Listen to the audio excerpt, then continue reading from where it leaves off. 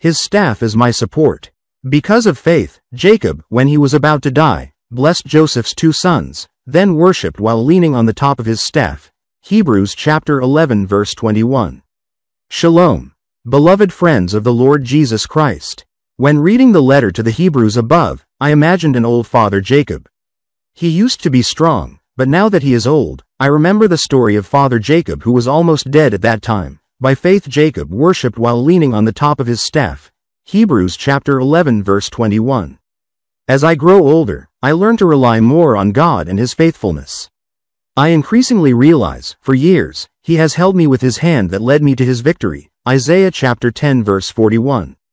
God always guides me with His advice until I become wise, and after that I believe that He will lift me up to glory. Psalm chapter 73 verses 23, 24. It is all because of His grace. Now I feel that He is pleased to use me to be His instrument.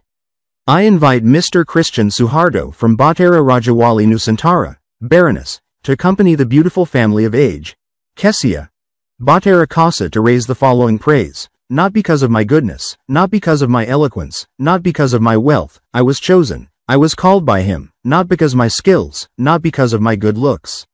Not because of my advantages, I was called, I was used by Him. If I can, it's because of Him. If I have, all from Him. All because of His grace, given to us. All His grace for us, if we are used by Him. Thursday, February 6, 2025 at around 06:47 WIBI received a private message from a loyal viewer of this PP from Mrs. TTK from PW Undip. Good morning Mr. Metpri. Thank you for today's PP which discusses learning and practicing maturity in Christ.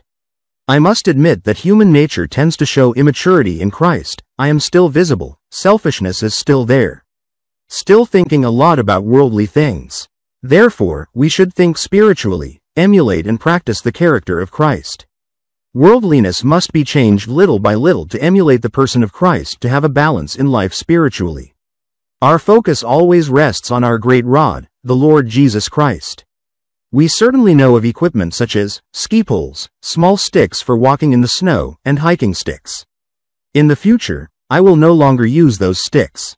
I will always need something or someone to lean on. Shakespeare said the following: well, God is the best stick in my age anytime, anywhere and in any situation. Jesus is my best support. Amen. Today's inspiration. Learning from weakness will teach us to lean on God's strength.